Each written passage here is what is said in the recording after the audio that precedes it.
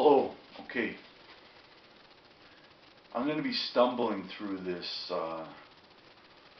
video because it's a very touchy subject, especially in today's atmosphere of politics and religion and science. It's a very touchy subject, and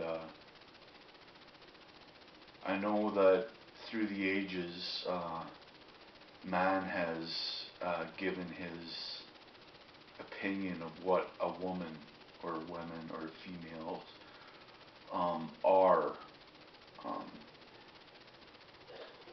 And basically, I'm just going to stumble through this, and I'm hoping that some women will see this one day, and we could talk more in depth on the universally substantial female. So what is the female? Now, considering what I said in a previous video about two dice in space an inch apart or 2 inches apart, within an hour or two, maybe 3 hours, the mass of each dice will have space occupied. So the gravity of the dice is having space occupied. So this ball is attracted to the gravity of the Earth. So the gravity of this ball is having space occupied by being attracted to the larger mass of the Earth. So gravity seems to, as I associated it to in previous videos, seems to have space occupied, considering a black hole or a black hole has a function of having space intensely occupied. The Earth, almost all animals consume with the desire of having their stomach or the space of their stomach occupied so they can expound energy to occupy space and to search out further consumptions to have space occupied, to have energy to evolve on this planet that's influenced by gravity. So I'm going to start off with talking about religion, Christianity, for example, or the Old Testament. So there was Lilith, and I'm not going to talk about Lilith. I'm going to talk about the general belief of Adam and Eve. It is almost universally accepted that a woman cannot exist without a patriarchal say-so. So Eve coming from Adam's rib suggests that Eve would not exist without a patriarchal say-so or influence. A patriarchal meaning God, or a masculine God, or a male God, or a male Adam. So if we say that the woman is not universally substantial in the universe, and that she came from man, and that she has no universal position, and if she has no universal position, then she comes from a patriarchal God or a masculine God. Now, that right there says that she's nothing. She's not an occupation of space. And the problem with that is it undermines the female as a universal identity. And in being a universal identity, there's a lot to talk about when it comes to having space occupied. A pineapple occupies space. A pineapple also can be associated to having space occupied and nourishing / nurturing the body. So now I'm not trying to be suggestive here, but it seems that the female functions as a desire of having space occupied, but also nurturing life so that it can occupy space and be able to have space occupied, so to be fed. So it's like feeding, nursing a child, or nursing a calf, or nursing a colt. Um, so it seems that the female functions as a desire to have space occupied, and if the man is a desire to occupy space and the woman is a desire to have space occupied, I'm not trying to associate primarily that the woman just wants to be occupied in her genitalia. I'm trying to suggest that a woman wants to be liked, a woman wants to be attractive, or to attract light and to look good in the light. A lot of women are like that. All you got to do is take a look at a fashion show on the catwalk. On the catwalk. So, women may wear clothes that accentuates the knee, or accentuates the buttocks, or accentuates the breast. That light is occupying space, but there's a function through the fashion to have space occupied. So she's a graceful lady, she's a graceful woman. It could be associated to the matriarchal influence of the powwow, First Nation powwow. You go to the powwow and the costumes are occupying space, but it's almost like a fashion show. There's a function of wanting to have space occupied. So for myself, when I go to a powwow, considering I'm on the Red Road, I feel like I'm having my space occupied with nutrition, with the regalia of the fancy dancers, or the jingle dancers, or the chicken dancers, or the all the different dancers. So I'm being nurtured. By going to a powwow. I go to a powwow to have my space occupied. I go to a concert, a rock concert or a hip hop concert or whatnot, and I go there with the purpose of having my space occupied. So it seems that having space occupied is not necessarily a bad thing. I'm giving permission to the rock star to occupy my space, or to have my space, by saying, yeah, I'm a fan of you. And if I'm a fan of you, then I'm having my space occupied by your artistic expression. So a lot of what centers around having space occupied is permission. And this can be associated to rape. Like, did Mary pray to have God impregnate her? It's almost like you're going to get impregnated whether you like it or not. So, and that can be associated to Roman army, and there's probably more evidence of women being raped than there is of immaculate conception. And if a woman did get raped, she'd be accused of being promiscuous or enticing men into sexuality by expressing the sacred geometry of the female body. The man by nature wants to occupy space. It could be associated to prostitution or strippers. This is a bother for a lot of women that are feminists, for example, where they're looked at as objects of worship, and it's not that they don't like to be desired and stuff like that, but women want to be astronauts, they want to be lawyers, they want to be doctors, they want to be something other than the seemingly universal labor of childbirth.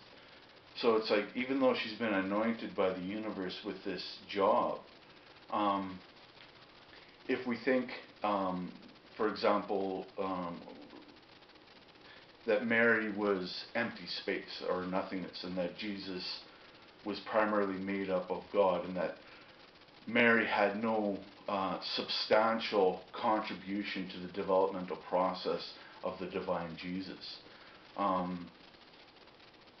So the egg cell, like I asked Christians, did Mary have an egg cell? And if she did have an egg cell, is that her universal contribution to the divinity of Jesus? It's like Maya of Saka, Buddha's mom, or Siddhartha Gautama's mom. She had a vision of a white elephant, I think it might be the Lord Ganesh, impregnating her or coming into her sight. And it's almost like she's an empty vessel, and that the only thing that's great about her is that she gave birth to Siddhartha Gautama or Buddha. So in saying that, it's almost like it's assumed that the egg cell did not have a substantial contribution to the divinity of Buddha. It's like Alexander the Great. Zeus impregnated his mother, supposedly, and he thought he was a god and stuff like that. Now, let's say that it is true. It's almost like it's assumed that the masculine presence inside of a woman's womb is more influential and important than the woman's egg cell contribution to the developmental process of Alexander the Great. Now, you consider Alexander the Great, he conquered a lot of land. So, in the influence of a woman having space occupied, there's a function of prosperity that's associated to Alexander's greatness. And that prosperity is associated to Zeus. It's not associated to Alexander the Great's mother and her contribution to the greatness of Alexander the Great. So this is a trend. It happened with Lao Tzu. His mom ate a sacred plum and he was born an old man. I think that's how it is. I'm not too sure. I did a little research and I couldn't find it. I heard it before and somebody was more educated on the topic, so they said that Lao Tzu his mom was impregnated by a sacred plum. So there's no substantial contribution from the female on the greatness of Lao Tzu. Now there's stories all over the earth about the woman being the incubator of greatness. So in being the incubator, it's generally thought that the woman is empty space or nothingness. So in the beginning, or let's say the Big Bang, I don't believe in the Big Bang, but I'm going to talk about it. There was the occupation of space, and then there was having space occupied. So considering the catwalk or the fashion show and having space occupied, and how women are, in my opinion, are gravity or primarily influenced by gravity, and having space occupied seems to be the function of gravity, then maybe there was a substantial function in space that functioned as a having space occupied. So you consider food, for example. You consider teaching or teachers, for example, or nurturing, for example, like a hen. Sure, the rooster may impregnate the hen, and the hen gives birth to, let's say, 8 eggs. That's probably a lot. I don't know what the number is. But the hen is nurturing and warming those eggs and taking care of those eggs with the purpose of having, in hopes of having space occupied with more hens or even a rooster. And if she has a rooster, then it's almost guaranteed that, like that's a masculine and maybe a feminine problem, where men want boys and women want boys just to ensure her bloodline, and like Abraham and Sarah, for example. So you consider the nurturing aspect of motherhood. Sure, some beings or animals eat their young and stuff like that, and sure, there's some dark part of female taking care of life, but generally speaking, there's a nurturing aspect of the female when it comes to taking care of what will occupy space and what will have space occupied in order to occupy greater amounts of space. So you consider the Earth, for example, and all the different diets like pineapples, apples, potatoes, fish, caribou. The human being has eaten a lot of this diet that's provided by the bounty of Earth. Now the thing is that we eat now the sun may have contributed to the developmental process of life on Earth, but the Earth has also contributed to the developmental process of life on Earth. So it seems that there's a function of nurturing the stomach through food. There's a function of nurturing the stomach through water, nurturing the body through water.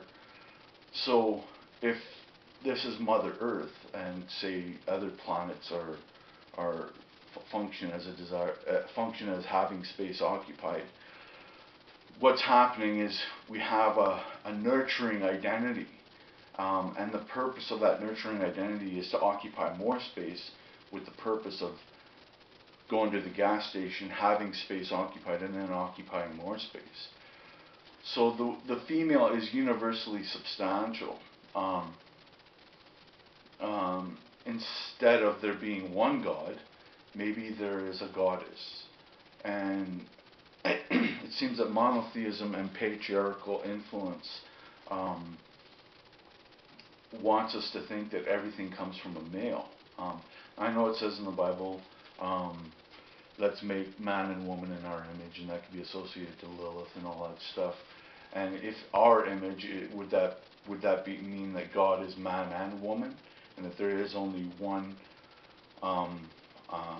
God, a mesh or a braid, or a marriage between a masculine and feminine identity? So if God is one marriage or one braid or one mesh between masculine and feminine, then it seems evident that there is a desire to have space occupied divinely and a desire to occupy space divinely. So the problem that I struggle with, and because we haven't identified gravity as a part or an atom or a particular or a material occupation, they call it the graviton. Because we haven't identified it, there's a mystery as to what gravity is. And this mystery can be associated, and now mystery doesn't mean that it's a crime mystery or a criminal mystery. It means that it's a universal mystery. And if it's a universal mystery, the identity of gravity, but gravity pervades all throughout the universe, so does light, it seems that I have to make an appeal, and man has to make an appeal to woman as to what we're going to do about gravity in this universe if we have no identity of gravity, considering all the different variations of gravity. Like an airplane is having space occupied. You have to fill it with gas in order to have space occupied. So the number one problem right now in the universally substantial female is that man has to ask permission of woman again to continue on with the universally anointed labor of childbirth. So when it comes to the universe, now we could store sperm cells, and man could eventually be weaned out, and it'll only be women, and women could get impregnated from the sperm cells of a sperm clinic, and we wouldn't need men anymore.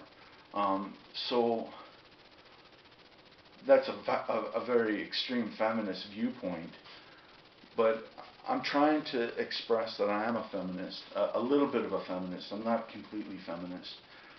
But it seems that with the woman, we have to consider what she is universally. That Mary had an egg cell, that Alexander the Great's mother had an egg cell that contributed to his greatness. That we don't have to assume that Eve came from a masculine origin, and that the woman comes from a masculine origin. It's reasonable to assume that in the universe, the female has an identity that is autonomous to herself. So I'm hoping that this empowers. I'm stumbling through this, and it's uncharted territory because I don't know what the substantial identity of gravity is. So it would be helpful if you guys could view this. This has been dedicated to the empowerment of the Red Road and keeping your home fires strong.